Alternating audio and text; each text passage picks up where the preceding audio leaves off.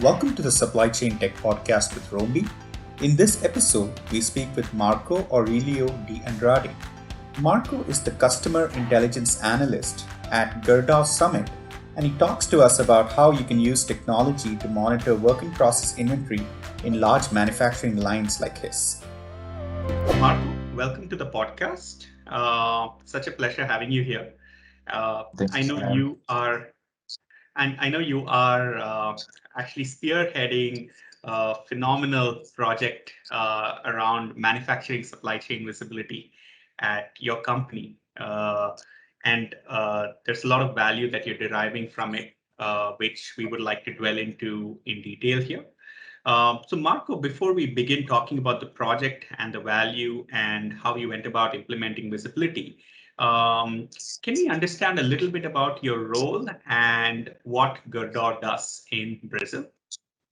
I'm a mechanical engineer, but I don't actually my work focus is a little bit twisted out from a mechanical engineer. It's I work with innovation and I work with data analysis and developing apps, developing software inside the Gerdau Summit. Gerdau Summit is it's one of Gerdau sites in Brazil.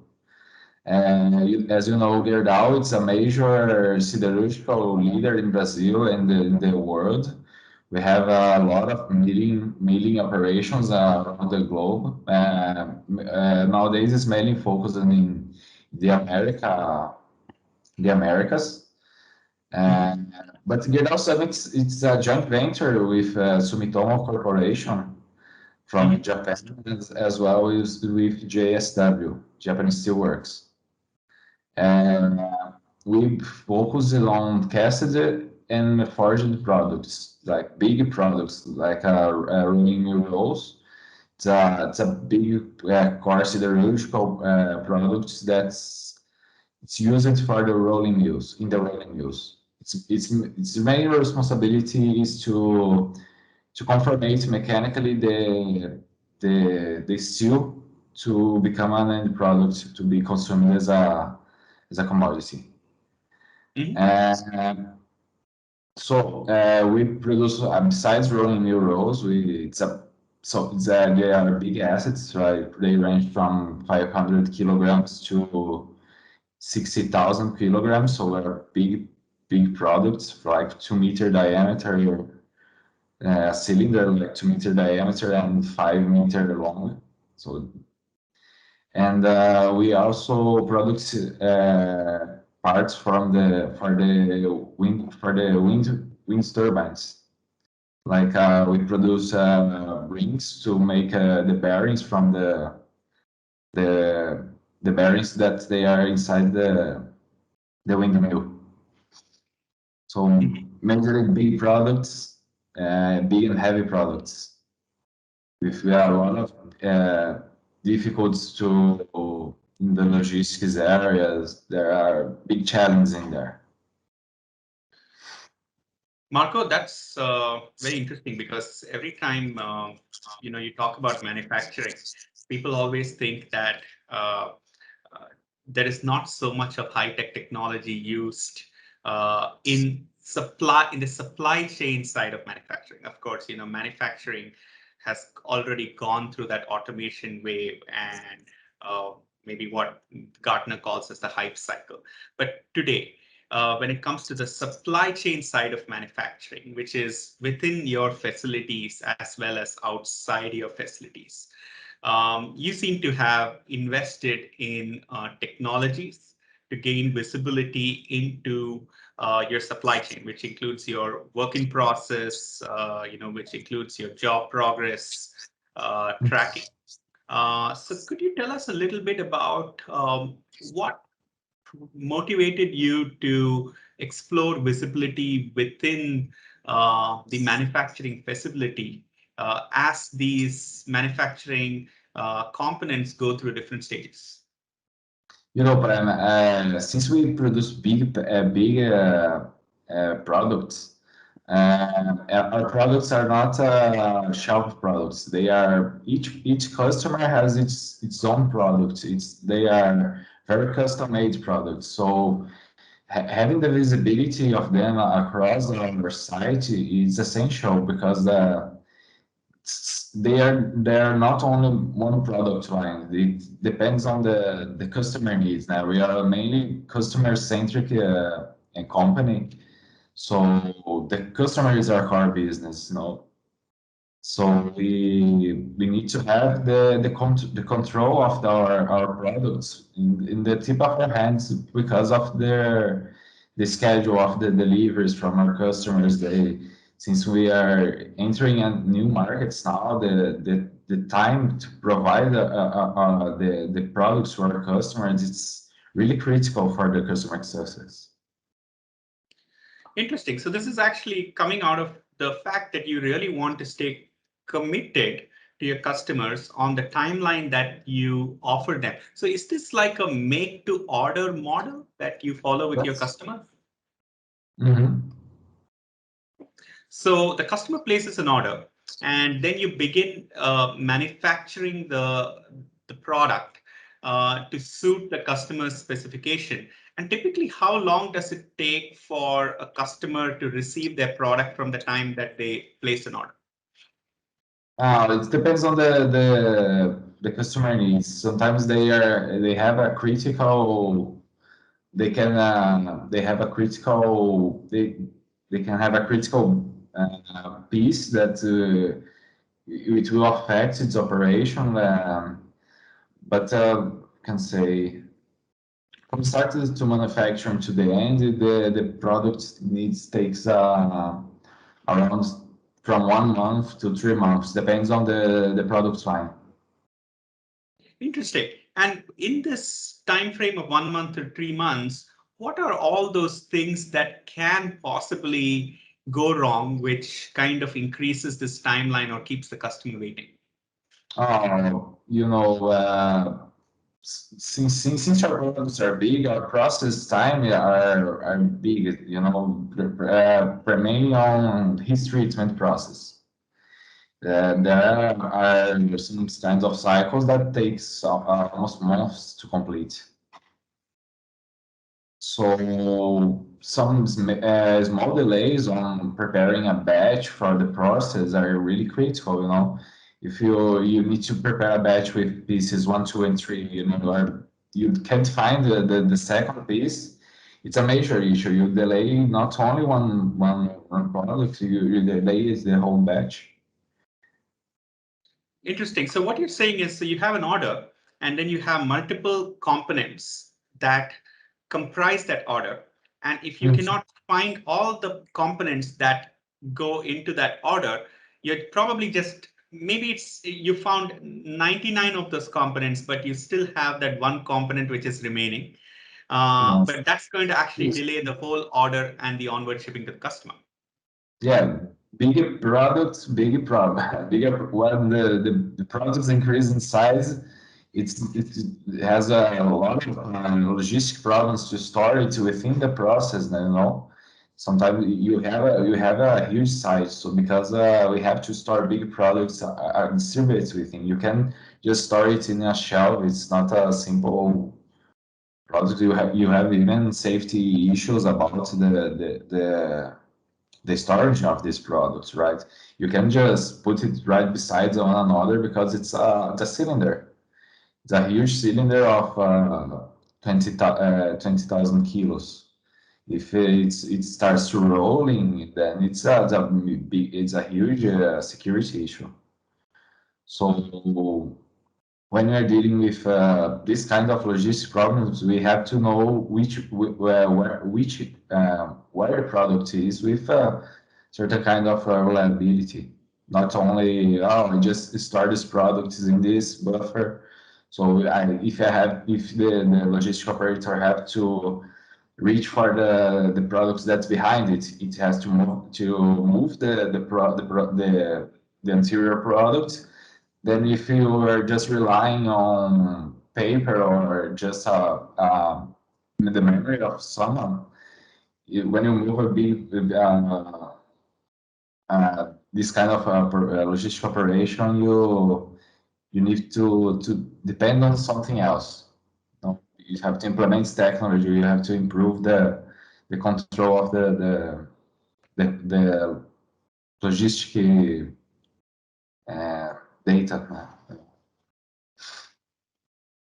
Marco, so what you're telling me is that um, even if you're using, digital systems, right? Not knowing where that particular component is, or the sub-assembly is going to affect the fact that somebody has to actually manually go look for it, and sometimes that also means moving things around, and a lot of unproductive time that goes into that. And that's why you chose to monitor your job progress and all the Mhm. components that come along with it. So how was this visibility journey for you? I'm sure it must have taken some time for you to evaluate the different types of solutions available, and identify what works, what doesn't work, and so on. So could you tell us a little bit about that journey to identify the right technology that will do the job to get visibility in your job progress monitoring use case? Okay. When I started the journey, it was more than 1 year ago. I was prepared with a market full of RFID solutions, you know. Mhm. And any consultant company that we went, oh, have you tried RFID? It's mainly used, it's a big, it consumes a big part of the market, but it's kind of, it's an antique technology. You know, I heard from it a long time ago, so I want to study it, right? So one of the first problems we watched over RFIDs because the interference with metallic products. So the first case, if we fix a RFID tag on our products, wouldn't need to be the cheapest and most standard one. It would have a special coating, and then after we evaluate that, it's in the nature of the RFID, we just don't kill the major problem, right? Because you just pass through gateways and then you scan about with it. And if you lost the visibility of the gateway, you still need to allocate someone to go to the site with a collector and start scanning. So it's not an active kind of monitoration. So I have contact with another kind of technologies. I also saw about LoRa. But the sensor it's really it's not only for localization. You know, it has different kinds of purpose on the tracking device. It's like it has a lot of potential. You know, it's fantastic kind of technology, but it's over about for the product the process we have to the problem I have to solve, right? And so we kind of look at that also to BLE. You know, it's like a simple protocol of communication. It's less data we need. It's like a cost riser, and the size is really critical for us. You know, if you want to implement a LoRa talking device to communicate with the network, it would have become much less the size of my hand with a huge battery. Consumes a lot of resources that we just really don't use it. Doesn't match the requisites of the project. So we decided to study a lot about BLE since it's research wise about battery, about size. It's really critical for our process because how do you have another problem is how do I put the tag on my product? It's really critical because it's like a really big slab of metal in a really hazardous environment with a lot of dust. It's a base industry, you know. It's like with high temperature. It's not suitable Mhm. for for not devices, not fragile devices, you know. So we test to try it with BLE to solve our problem. And these BLE tags, when do you actually put them on the asset and when do you take them off? We take them off from the when we will ship it to the customer. So the final process, when we are shipping it to the customer, we remove the tag. And to insert in the process, we decide early on, not on the first process because it has the elaboration of the liquid metal, so it's not possible to start there. But after the product takes its first shape and it's cooled down, and then it's able to start being monitored. So by inserting the sensor, you are able to watch every product, which is part of that order, go through your entire factory premises and give you live status updates on where this is at what point in time, and if it's sitting there for too long, if it has missed a particular process. So not only are you able to move this faster, but you're also able to ensure that this has actually gone through all the stages Mhm. in your manufacturing process. We don't implement it yet the discrete phase of the process because you know it's really small areas. We are kind of not mature enough in the project to go to that grain of detail. We just like seeing bigger areas because you know our process doesn't happen in the well-defined line. Mhm, So it will be effective to determine a zone for each work center. So mhm, we kind of zones of work centers, you know, because one machine that is it's besides one another, they do different kinds of operations in the process, but they are really close within each other. Like within 20 meters, you have two machines that do different kinds of process. You know, they are vertical lathes that they have each one have its small contribution to the product. But from a higher perspective of uh, bigger parts of the process, you know, and we can have the the visibility of the idle time of mhm. this kind of product, you know. So we can supply our SOP sector to detailed insights, not just relying on appointments from our MES solution. Interesting. So you're actually able to match your SOP with the actual movement or the trail or this product actually takes across your factory and reduce the idle time in the process, which again translates to a quicker order delivery to your customer so that you can keep up your commitments. This final objective, but we are starting to generate it, right?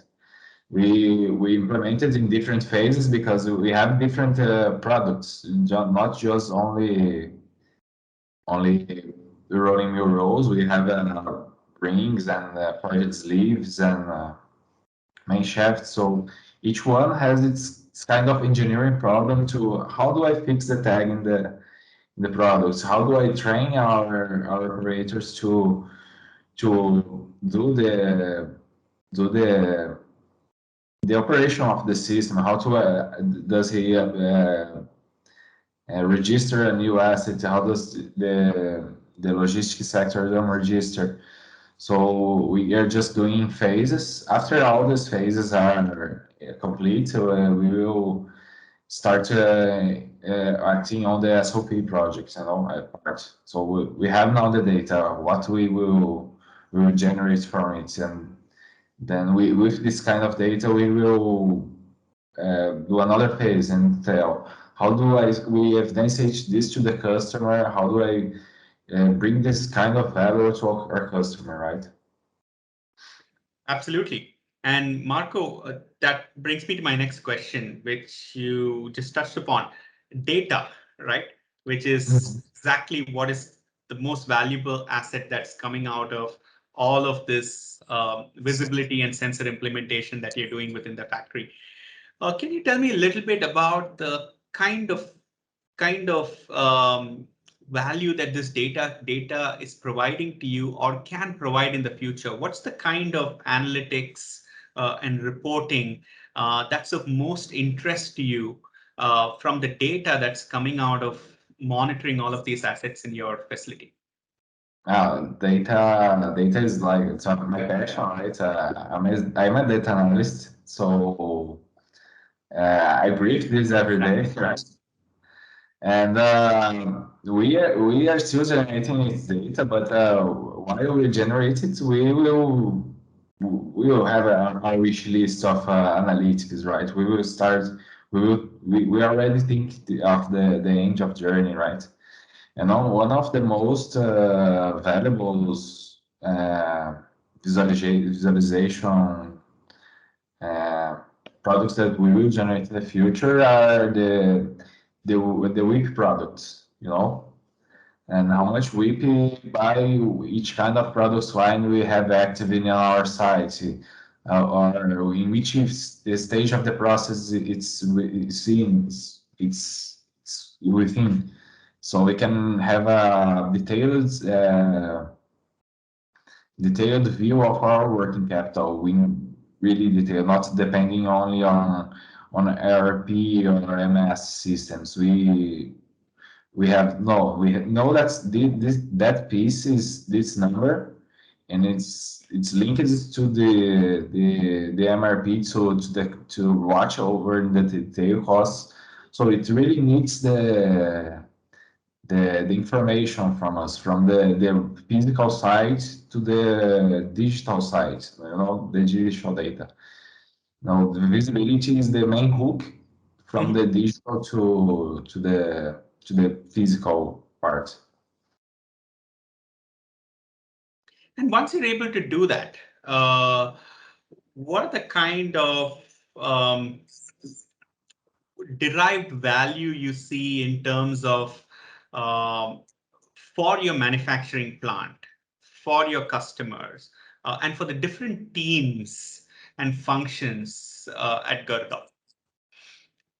Uh, well, we can split this kind of value for each team. Each team has its valuable information, right? As you can see, I can give some examples by an engineering perspective. If I have some products with kind of quality problems that stopped in the quality assurance area, which products it's then we wouldn't need to search it. I will have the ability to allocate the logistics areas to, hey, this piece is within my production line, but it's a blocked in analysis product. You have to store it in the right place so the production can doesn't have a margin to make an errors. It's like it's a keeping over the production line. As a production line, we have this critical product that's coming from an homologation process from a critical customer, a new customer, for example. We have to know exactly which part of the process it's so I can schedule it correctly And after this schedule, we will have to involve the logistics to move the piece, and it has to be there. We need to know where the piece is. And from a SOP perspective, it's about the times that the product line takes and which site they takes, so we can have a more quality over the pointing system of MIS systems. And for controlling area, we can have the detailed WIP,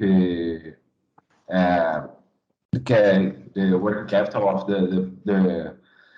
the each product line in detail of about what really is within the site. So we have a lot of values generated. And from a commercial point of view, for that impacts directly is in the customer, we can have a more assertiveness in the scheduling process. Also the delivery schedule for the customer. Wow, this is interesting. So I think there is this kind of gives me the perspective of what you meant by marrying the digital with the physical, because you already have the digital laid out, and now you're actually matching the physical um, with the digital. And what you're really trying to do here is you are trying to ensure that there's a proactive approach, right? Mm. So before you know that something is idling, or before something is going to reach the shipping point, you will now have the data to actually schedule what should happen next, and do it definitively so, because you now know exactly where that particular component is lying in the process. Mm-hmm. The data we are already had. We already know how much each piece costs, but the hook that brings the physical to the digital, it's like a safety lock on the on possible problems that can happen.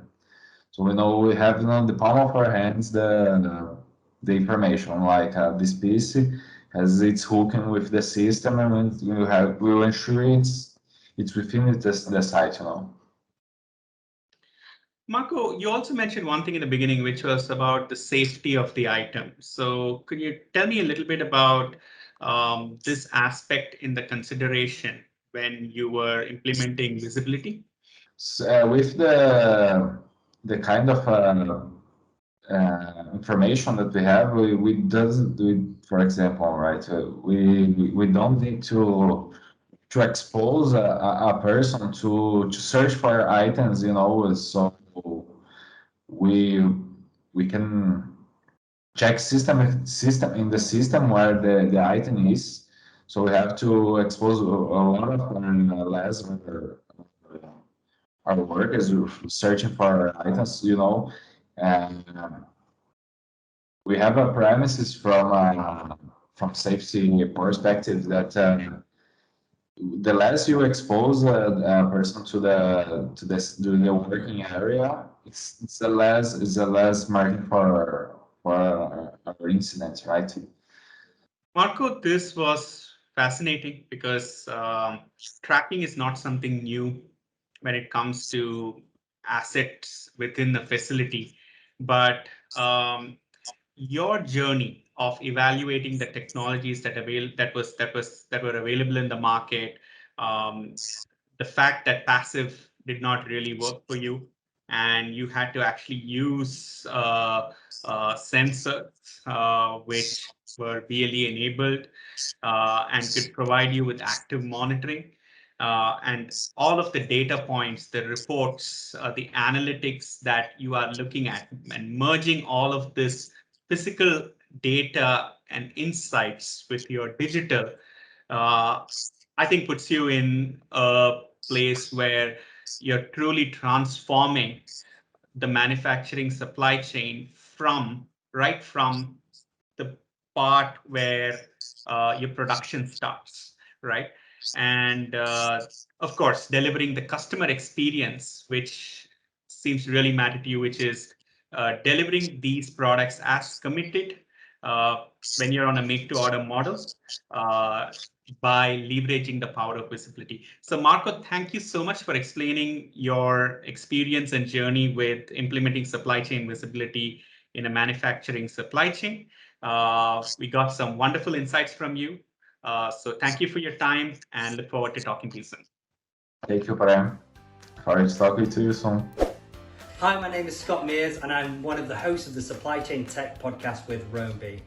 On this podcast, we talk to supply chain heroes from around the world about everything, ranging from the disruptions related to supply chains, their personal experiences with tracking technologies, strategies to build resilience, and much, much more. We already have some recommended videos for you to the side of me, and if any of this sounds interesting to you, do subscribe to our YouTube channel and hit the bell icon so you don't miss another Roby video. I'll see you next time.